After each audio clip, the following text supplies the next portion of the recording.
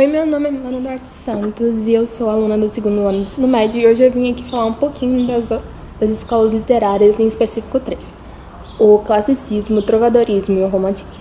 Bom, primeiro eu vou começar com o trovadorismo, que é uma escola do século XI e XII.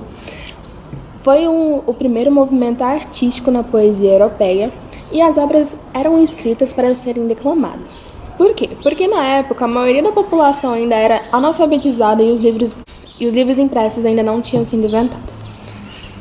Bom, as obras do trovadorismo têm como, em geral, o tema principal o amor. Também existem algumas obras do trovadorismo, como a Escárnia e o Maldizer, que são obras para satirizar e ridicularizar algum tema. Bom, as obras do trovadorismo são sempre acompanhadas por instrumentos musicais, como a viola, a lira e a flauta. Podemos citar como um exemplo de trovadores o Martim Codex e o João Soares Paiva. Bom, agora eu vou falar um pouco do classicismo, que surgiu na época do renascentismo cultural e científico na Europa. O renascentismo cultural na Europa tem muita base na cultura da Grécia Antiga. Portanto, o classicismo sofreu diretamente com isso, sendo diretamente ligado com a cultura da Grécia. O classicismo também surgiu na época de descobertas científicas e marcos históricos, como por exemplo as grandes navegações. Por isso, alguns temas de obras do classicismo eram as trajetórias dos heróis nos mares, enfrentando monstros e descobrindo terras. O classicismo tem como característica versos extremamente marcados, rimas constantes, busca pelo equilíbrio, antropocentrismo e temas mitológicos, além da busca pelo ideal de beleza grego. Um exemplo de uma obra muito famosa da época do classicismo é Os Lusíadas, de Luís Vaz de Camões.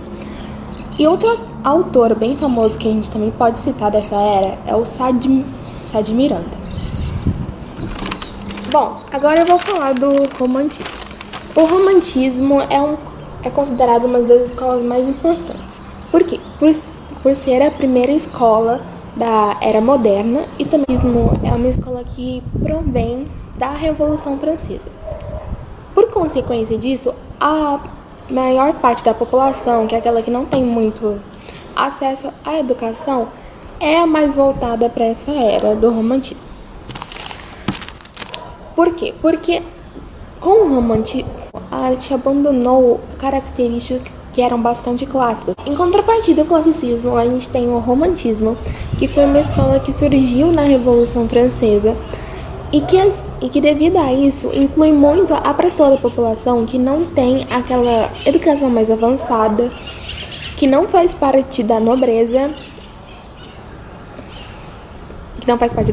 consequentemente não tem educação necessária para se entender as obras das antigas escolas. Por isso, o romantismo é considerado uma escola bastante importante, além de ser considerado a primeira escola da Idade Moderna. Com o romantismo, a arte abandonou características clássicas como rimas fixas, versos metrificados e os heróis clássicos. Assim, qualquer pessoa poderia ser o herói da história, tanto como deficiente ou uma pessoa de classe mais baixa. O romantismo no Brasil é classificado em 3 fases. A primeira, o nacionalismo, que é onde, durante todas as obras, se busca criar uma identidade nacional, valorizando a natureza e os nativos. Um dos principais autores dessa época é o José de Alencar. Suas obras buscavam valorizar bastante a questão do indígena. A segunda fase é o mal do século, onde o foco de todas as obras era a depressão, a angústia e o sofrimento. Um dos principais autores dessa época é o Álvaro de Azevedo, que em todas suas obras relata muito da dor e do sofrimento. E o terceiro E a terceira fase é o condorerismo, que é a busca pela abolição, é a busca pela liberdade. E um dos principais autores dessa época é o Karl Strauss. Bom, esse foi o vídeo, espero que eu tenha conseguido explanar bem sobre essas três escolas literárias, que por sinal são minhas escolas literárias preferidas. E é isso.